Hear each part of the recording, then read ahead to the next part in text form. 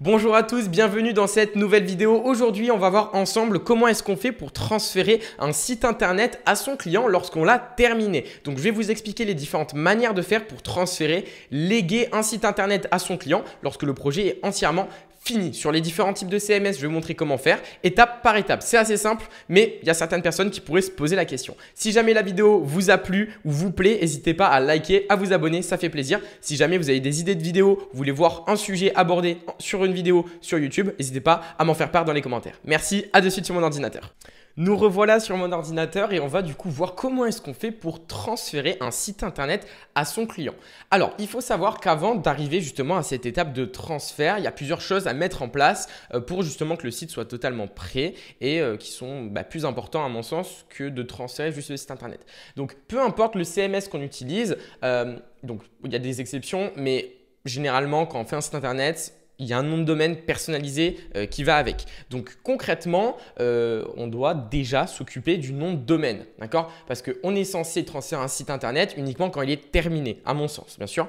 Donc voilà, concrètement, qu'est-ce que je vous recommande de faire?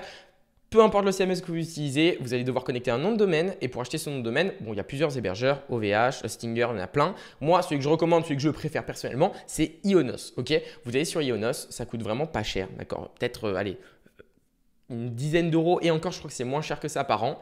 Donc voilà, vous allez prendre le nom de domaine sur Ionos. Lorsque ça c'est fait, donc vous mettez en accord déjà avec le client sur exactement le nom de domaine qu'il veut. Vous allez connecter ça au site internet. Donc il faut savoir que donc, effectivement ça va être un abonnement annuel qu'on va devoir payer. Vous doutez bien, ce n'est pas vous qui allez payer cet abonnement-là. Donc il y a plusieurs solutions à ce niveau-là. Donc c'est effectivement une charge du coup qui va être payée par le client. Donc, deux options à ce niveau-là.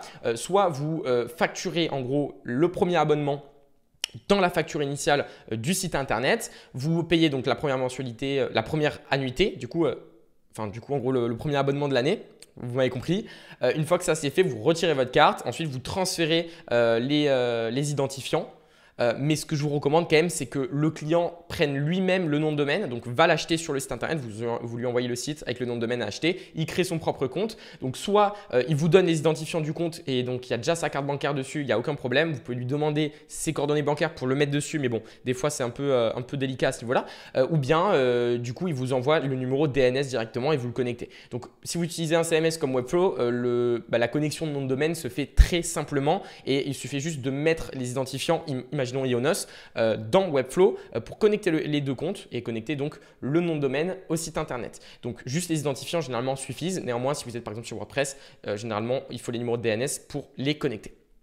Ok, une fois que le nom de domaine il est acheté, il est en possession du client et que vous l'avez connecté au site internet, on va voir comment est-ce qu'on fait pour transférer le site. Donc bon, il faut savoir qu'il y a plusieurs approches dépendant du CMS qu'on utilise. Dans tous les cas, moi, ce que je vous dis de faire, évidemment, je pense que ça va de soi, mais je préfère le mentionner parce qu'il y a certaines personnes peut-être qui pourraient faire l'erreur et ça peut leur coûter assez cher, c'est d'uniquement transférer le site internet quand le client a réglé la totalité de la facture. Donc, tant qu'il ne vous a pas payé exactement ce qu'il vous doit, ne transférez pas le site internet parce que vous vous en doutez bien, lorsque vous transférez un site, le site n'est plus à vous, il n'est plus en votre possession et donc vous n'avez aucun levier entre guillemets de sécurité. Donc, vous allez pouvoir potentiellement vous faire arnaquer si la personne est de mauvaise foi. Donc, toujours attendre d'être payé à 100% avant de transférer le site internet.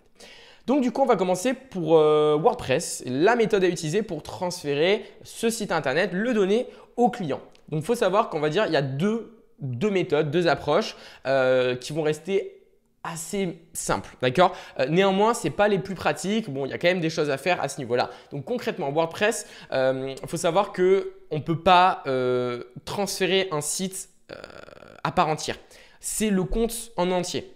Donc, dans tous les cas, ce qu'on va devoir faire et ce qui va devoir être réglé, payé par le client, ça va être l'hébergement. Donc, l'hébergement, donc on a le nom de domaine, c'est bon. L'hébergement, vous allez aussi pouvoir le prendre avec Ionos. Ça coûte vraiment pas cher. Vous voyez que pendant les 6 premiers mois, c'est 1 € par mois. Donc, voilà, très accessible.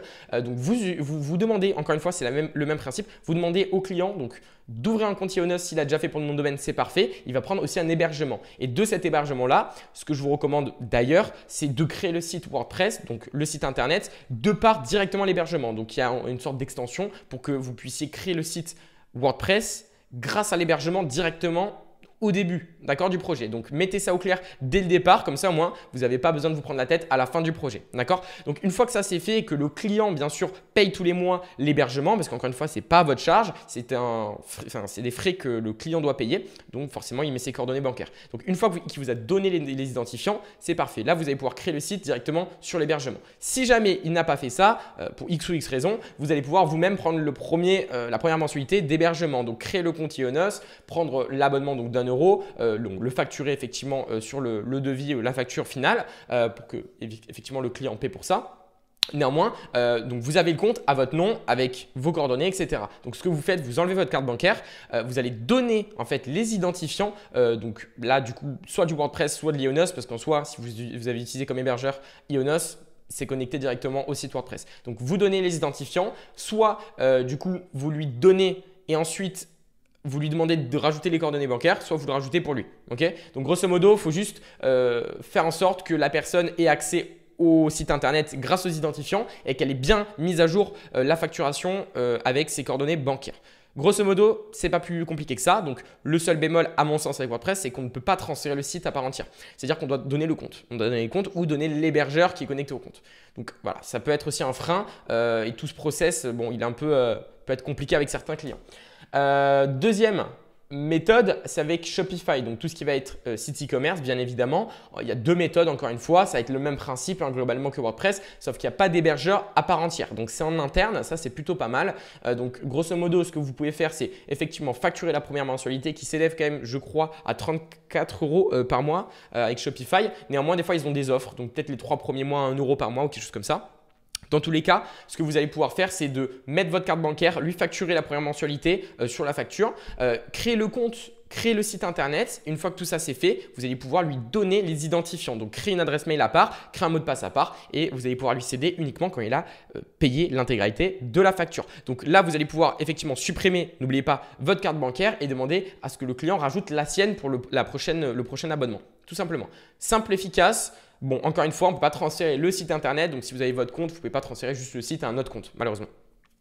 Deuxième méthode, bon là c'est un peu la même chose, mais vous allez devoir en gros pouvoir surtout demander au client de créer lui-même le compte Shopify et de mettre sa carte bancaire dessus d'entrée de jeu. Comme ça, vous n'avez pas besoin de mettre vos propres coordonnées bancaires, de faire la première mensualité et comme ça au moins ça enlève des étapes inutiles. Donc là effectivement, moi je vous conseille de lui demander de créer un compte, une adresse mail à part, avec un identifiant, donc un mot de passe à part, pour que vous puissiez prendre le contrôle de cette adresse mail. Parce que s'il garde le contrôle de l'adresse mail et que vous faites le site sur son compte Shopify qui est connecté à cette adresse mail, il pourrait juste changer le mot de passe et vous voler le site internet alors qu'il n'a pas totalement payé. D'accord? Donc, n'oubliez pas de vous sécuriser vraiment sur tous les aspects. Donc, gardez le contrôle sur l'adresse mail qu'il a créée ou vous créez l'adresse mail, vous lui donnez les accès juste pour qu'il se connecte au Shopify, qu'il mette sa carte bancaire et là, vous changez le mot de passe. Comme ça, il n'y a pas de souci. Ok? Donc, n'oubliez pas de faire ça, ça c'est important. Donc, une fois que ça c'est fait, c'est le même principe. Dès que c'est fini, vous lui donnez les identifiants, vous lui donnez tous les accès, email et du coup Shopify. Et c'est bon. Le site est à lui. Troisième méthode, c'est avec le CMS Webflow et ça va être grosso modo le même principe aussi pour Framer.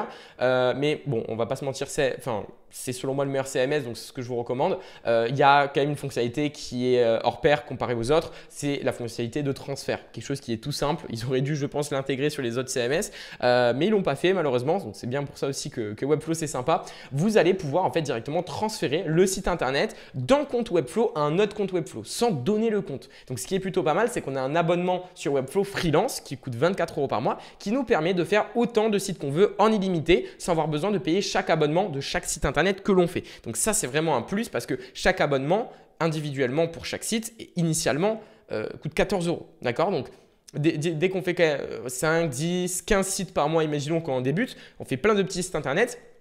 14 €, ça s'accumule quand même assez rapidement. Donc, grâce à cet abonnement-là, on va être fixé sur du 24 € par mois. On a cette fonctionnalité de transfert. On a toutes nos ressources dans un même compte Webflow. On n'a pas besoin de recréer des comptes tous les 2 jours. Donc, c'est vraiment, vraiment pratique. Donc, pour le faire, c'est facile. Vous allez sur le site internet que vous avez créé. Vous allez dans les réglages du site. Et là, vous allez voir en haut un petit bouton, un petit personnage avec une flèche. Et c'est le bouton transférer. Donc, vous allez cliquer dessus. Et là, vous allez accéder à cet onglet-là.